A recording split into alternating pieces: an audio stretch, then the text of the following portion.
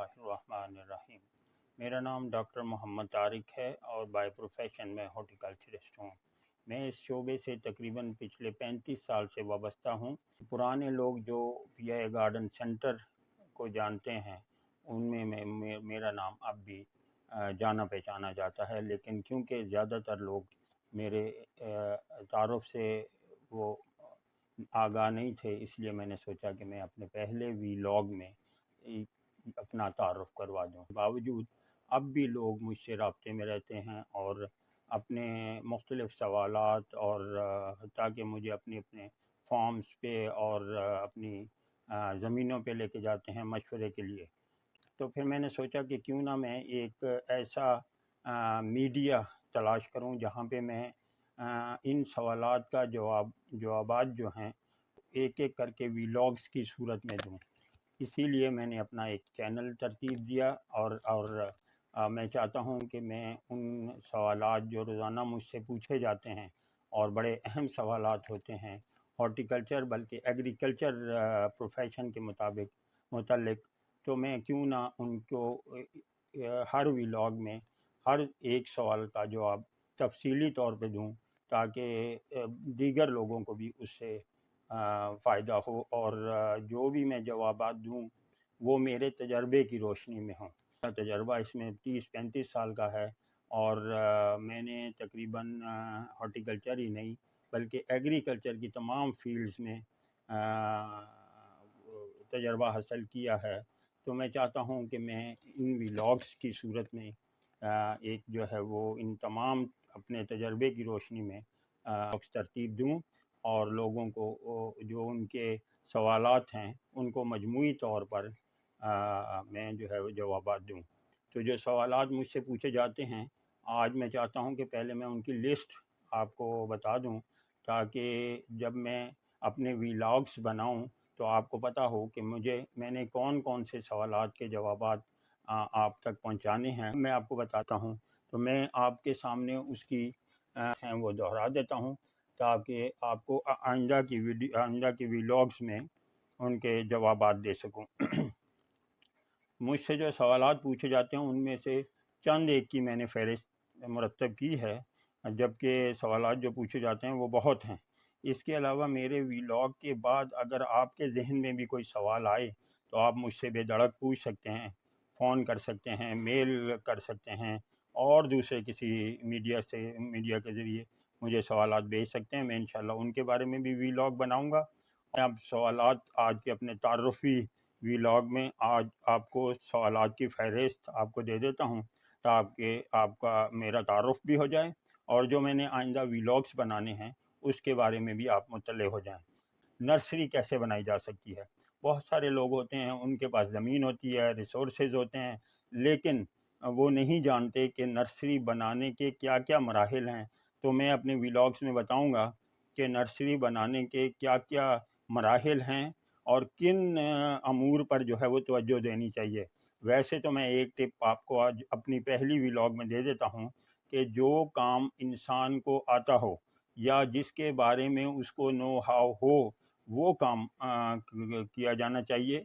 लेकिन अगर कोई काम का शौक़ रखता है तो उसके लिए बेहतर है कि वो उससे थोड़ी सी नो हाउ पहले हासिल कर ले, क्योंकि उसके बाद काम शुरू करने के बाद नो हाउ लेने का हासिल करने का वक्त नहीं रहता।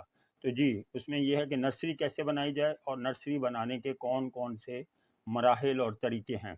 दूसरा सवाल आता है कराची में कौन कौन से फलदार पौधे लगाए जा सकते हैं। वैसे तो हमारे यहाँ हर तरह के पौधे लगाए जाते हैं।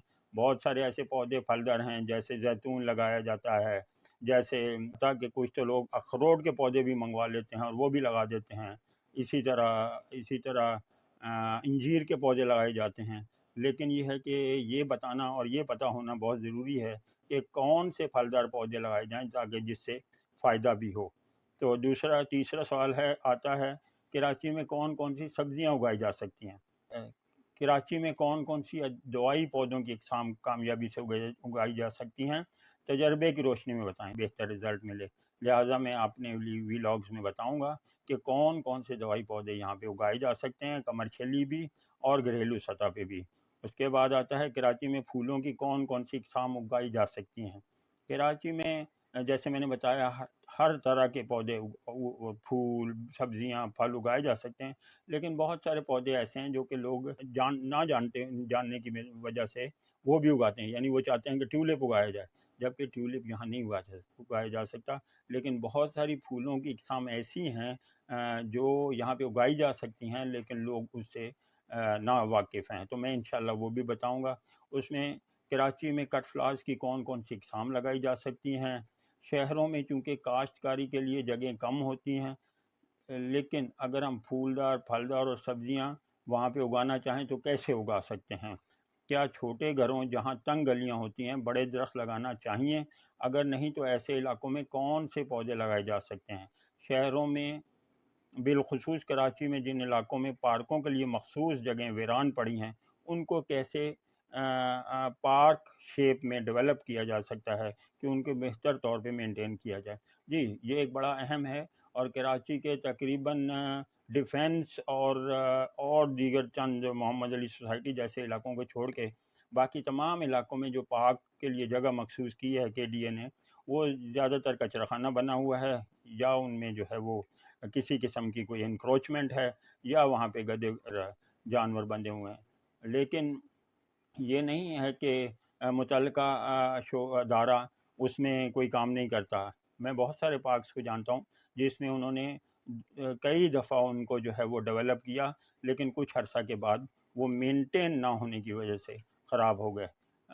अब मैं इंशाल्लाह जब वीलॉग बनाऊंगा तो मैं बताऊंगा कि इन पार्क्स को डेवलप कैसे किया जा सकता है, और इनको मेंटेन कैसे किया जा सकता है। लेकिन वो होगी इंटीग्रेशन, लिंक बिटवीन मुतल्लिका अदारा और वहाँ के रहने वाले रिहायशियों के दरमियान में, फिर ही ये काम पाए तकमील तक पहुँच सकता है। उसके अलावा है छोटे घरों में जहाँ तंग गलियाँ होती हैं बड़े दरख्त लगाना चाहिए या नहीं, ये बहुत अहम सवाल है, क्योंकि हर आदमी चाहता है कि वो हर तरह का दरख्त लगाए, लेकिन ऐसा नहीं है। जो जो एरिया जिस दरख्त के लिए है उसमें वही दरख्त लगना चाहिए। तो मैं इंशाल्लाह अपने वीलॉग्स में ये उसके बाद है फार्मिंग की कौन कौन सी इकसाम हैं, और शहरी इलाकों बिलखसूस कराची और उसके गिरदोनवा में किस किस चीज़ की फार्मिंग की जा सकती है। ये बहुत अहम है। मैंने अपने उस काम के दौरान हर तरह की फार्मिंग की, जिनमें बटेर farming, poultry farming, goat farming, उसके अलावा फ़िश फार्मिंग, ये सब मैंने किया। तो मैं इंशाल्लाह अपने वीलॉग्स में इन सब के बारे में बताऊंगा कि बटेर कैसे पाले जा सकते हैं, उनको पालने का कितना वक्त होता है, कितने बटेर पालने के लिए कितनी फीड चाहिए होती है, फिर उसकी मार्केटिंग कैसे हो सकती है। तो ये इंशाल्लाह मैं अपने वीलॉग्स में आपको बताऊंगा। उसके अलावा मशरूम फार्मिंग कैसे की जाती है। मैं बहुत सारे लोगों को जानता हूँ जो अपने घरों में मशरूम ना सिर्फ फार्मिंग कर रहे हैं, बल्कि उसकी स्पॉन्स, यानी इसके बीजों को स्पॉन्स कहा जाता है, और वो उनको बनाने की बड़ी ख़ास टेक्निक होती है। तो वो अपने घरों में स्पॉन्स भी पैदा कर रहे हैं। लेकिन जब मैं बनाऊंगा ये वीलॉग इसके बारे में, तो मैं बताऊंगा कि कहाँ फॉर्मली जो है वो आप इसके स्पॉन्स हासिल कर सकते हैं, बल्कि वहाँ से ट्रेनिंग और उससे मुतल्लिक मालूमात रिटर्न शेप में भी हासिल कर सकते हैं। मैं इंशाल्लाह ये बताऊंगा। दूसरी, जैतून कहाँ कहाँ काश्त की जाती है, ये बहुत अहम सवाल है। हमारे यहाँ हर आदमी चाहता है कि जैतून लगाए, लेकिन जो सूरत हाल है वो उससे मुख्तलिफ है। जी, क्या कराची में जैतून के दरख्त फल देते हैं? कराची में शाहराहों के दरमियान आइलैंड्स में कौन कौन से दरख्त उगाने चाहिए? क्या जो दरख्त की अकसाम लगाई जा रही हैं वो दुरुस्त हैं? ये बहुत अहम सवाल है। हमारे शहर में बहुत सारी मेन रोड्स हैं, और उनके दरमियान में आइलैंड्स जो बने हुए हैं वो बहुत बड़े एरियाज़ हैं। लेकिन हमारे यहाँ जो कुछ हो रहा है और उसके बारे में, और जो कुछ होना चाहिए उसके बारे में मैं इंशाल्लाह अपनी राय दूंगा तजर्बे की रोशनी में, कि वहाँ पे कौन से पौधे लगाए जा रहे हैं, वो ठीक लगाए जा रहे हैं, या उनकी जगह पे दूसरे पौधे लगाए जाने चाहिए, ताकि उनके बेहतर रिज़ल्ट और वो नताइज हासिल हो सकें। इसी तरह बाद क्या बोरिंग के पानी से गार्डनिंग हो सकती है? ये भी बहुत अहम सवाल है, क्योंकि कराची में पानी की कमी है, और हर आदमी चाहता है कि वो कुछ ना कुछ पौधे अपने लिए उगाए, लेकिन वो ये है कि उसको ये नहीं पता है कि बोरिंग के पानी से कौन कौन सी पौधों की अक़साम कामयाबी से उगाई जा सकती हैं। और ज़्यादातर ये होता है कि वो लोग वो पौधे उगाते हैं जो बोरिंग के पानी से नहीं उगाए जा सकते, लेकिन सैकड़ों पौधे, हज़ारों, दसियों पौधे ऐसे हैं जो कि बोरिंग के पानी में एक उसके TDS पे मुनहसर होता है, लेकिन पौधे लगाए जा सकते हैं। तो वो मैं इंशाल्लाह आपको बताऊंगा। उसके बाद फ़िश फार्मिंग कैसे की जाती है और बायोफ्लॉक फ़िश फार्मिंग बहुत कैसे हो सकती है, ये बहुत अहम है। और बायोफ्लॉक फ़िश फार्मिंग पे अब बहुत काम हो रहा है और तकरीबन हर हफ्ते जो है वो कोई ना कोई मुझे अपने फार्म पे ले जाता है और मैं इंशाल्लाह अपने तजर्बे की रोशनी में ये भी आपको बताऊंगा। कराची में कौन कौन सी फलदार दरख्तों की किस्में ऐसी हैं जिनके बारे में बहुत कम लोग वाकिफ़ हैं, लेकिन वो कामयाबी से उगाई जा रही हैं। जी, कराची जैसे मैंने बताया इसके मौसमी हालात ऐसे हैं कि यहाँ पे हर तरह के पौधे हर मौसम में उगाए जा सकते हैं। यहाँ पे काजू मैंने देखा है, यहाँ पे सेब की भी एक वैरायटी मैंने देखी है जो फल दे रही थी। उसके अलावा यहाँ पे स्टार फ्रूट बहुत अच्छा होता है, लसोड़ा बहुत अच्छा होता है, इसके अलावा कटहल होता है, इसके अलावा और ये पैशन फ्रूट होता है। इसके अलावा बहुत सारी ऐसी वैराइटीज़ हैं या फलों की अक़साम हैं जिसको हम नहीं जानते, लेकिन वो कराची में हो सकती हैं और लगाई जानी चाहिए। हत्ता कि सोरसोप भी ट्राई करना चाहिए, जो कि कहते हैं कि कैंसर के लिए बहुत फ़ायदेमंद है और वो क्योंकि शरीफ़े के ख़ानदान से है, लिहाजा वो यहाँ कराची में लगाया जा सकता है। इसी तरह अर्बन हॉर्टिकल्चर क्या है, क्योंकि हम शहरों से मुतल्लिक़ हैं और शहरों की हॉर्टिकल्चर रूरल एरियाज़ की हॉर्टिकल्चर से टोटली डिफरेंट है। उसकी जो प्लांटेशन, उसकी तरीक़ाकार मुख्तलिफ होता है। तो मैं इंशाल्लाह अर्बन हॉर्टिकल्चर के बारे में बताऊंगा। गो कि हमारे यहाँ एग्रीकल्चर के डिपार्टमेंट तो एक आध एकेडमिक काम कर रहे हैं, लेकिन उनमें अर्बन हॉर्टिकल्चर के बारे में अभी नहीं पढ़ाया जा रहा, जबकि हमें ज़रूरत है कि हमारे यहाँ कोई ऐसा एकेडमिकली कोई शोबा हो जो अर्बन हॉर्टिकल्चर, वर्टिकल हॉर्टिकल्चर और इन चीज़ों के बारे में भी बताए। जी। उसके बाद क्या पौधों के सस्ते बाज़ार भी लगाए जा सकते हैं? जी, जब मैं PI में था, आज से तकरीबन कोई 20-25 साल पहले, तो मैंने एक उस इलाके के DC साहब को भेजा था कि जैसे हमारे यहाँ दूसरी अशिया के सस्ते बाज़ार लगाए जाते हैं, इतवार बाज़ार, हफ्ता बाज़ार, जुमा बाज़ार, तो मैंने एक जगह भी बताई थी कि ईदगाह ग्राउंड में अगर आप पौधों का बाज़ार लगाएं तो उसमें जो है वो लेकिन मैं अभी उससे मतलब पूरी डिटेल नहीं दूंगा। मैं अपने व्लॉग में इंशाल्लाह आपको बताऊंगा कि वो क्या तरीक़ाकार हो सकता है और उससे किन लोगों को फ़ायदा हो सकता है और वो कैसे कॉटेज इंडस्ट्री का दर्जा हासिल कर सकता है ये काम। फिर उसके बाद ये है कि कराची में बीजों की मार्केटें कहाँ हैं? हम बहुत कम लोग जानते हैं कि फूलों के और दीगर सब्जियों के बीज कहाँ से मिल सकते हैं। और कराची के एक इलाके में बहुत बड़ी बीजों की मंडी भी है, जहाँ से सिर्फ सब्जियों और बीजों के पैकेट ही नहीं बल्कि बड़ी तादाद में बीज भी हासिल किया जा सकते हैं। मैं इंशाल्लाह उसके बारे में भी एक तफसीली व्लॉग बनाऊंगा। कराची में बड़ी-बड़ी नर्सरियाँ किन-किन इलाकों में हैं?